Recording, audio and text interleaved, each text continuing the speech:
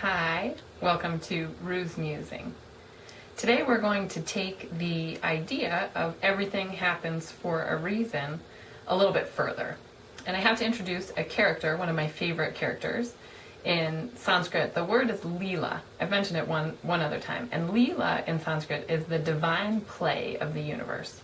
So that it's serendipity as well as natural disasters. It's anything where there's play, when anything is at play, which is essentially all of the time. And think for a second, right now, just wherever you are, close your eyes and think about the gifts that you've been given in this life, in this body, that you're really grateful for. Those things that you're proud of, that you've been honored for in your life. This is an easy place for us to feel and experience and express gratitude, is it for our gifts that we've been given, that we really appreciate. A woman named Brene Brown, she's a researcher, she's done a couple of talks on TED as well as written books, she's excellent. Brene Brown, watch The Power of Vulnerability on TED, TED.com, amazing, life-changing, truly. And she has done 10 years of research, interviewed thousands of people, and she believes, and I believe through her, that oh my God, it totally went out of my head. I'll be back in a second. That our ability to experience joy is directly related to the gratitude that we feel for our lives. So that's kind of the vein that we're talking about today. We all want to experience joy, I assume. So feeling gratitude for the gifts that we've been given that we really appreciate is easy.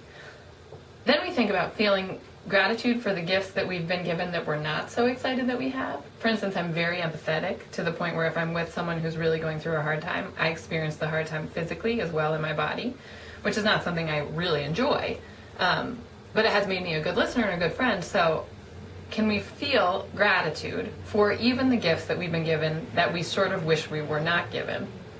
One step further, and this is where I really want to focus today, yoga teaches us that our struggles, that when things come up in our lives, whether it's struggles internally, the voices in our head, the patterns that we've developed in our lives, as well as people in our lives, relationships, as well as situations in our lives, traffic, tickets, home explosions, whatever.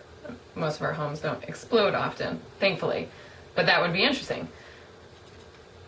That these situations in our lives are actually our greatest teachers. So that's where I want us to try to play this next week, that when especially the really challenging emotions come up, fear, grief, anxiety, humiliation, worry, when these emotions come up, rather than letting them just totally run the ship of our lives, we think like, holy cow, this moment that is I'm struggling, this moment where I'm challenged is my opportunity to grow. It is my greatest teacher, and I've been given it. That's the Leela, that the play of the universe gives us truly exactly what we need to change our patterning, to become the person that we want to become.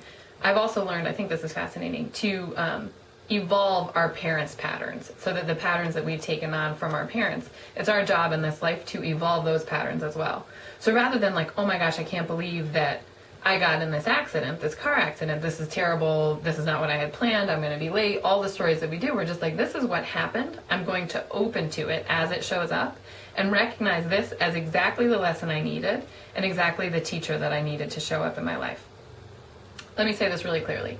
It doesn't mean that we're happy when bad things happen to us, when challenges show up in our lives. I'm not saying jump up and down, yay, I broke my leg, I'm so thrilled that this is such a great time for me to learn. No, we can feel all of our human emotions. Hopefully within those human emotions, there's this little marshmallow buffer of watching it. The witness watches and says like, oh wow, you're feeling overwhelmed because your life is stressful right now. What can we learn from this? What can we learn from feeling overwhelmed and really feeling all those things? It's not that everything's shiny, happy rainbows and kittens. Things are hard, but those hard things are our greatest teachers. Can we feel gratitude for the hard things in our lives? I practice this in my life. It's challenging. It's not an easy thing, but I'm curious if it helps us to then cultivate more joy.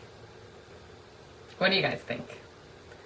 Please do let me know if any questions you have about these videos and share them with your friends if you think that they would help them. Thank you very much. I will see you next week.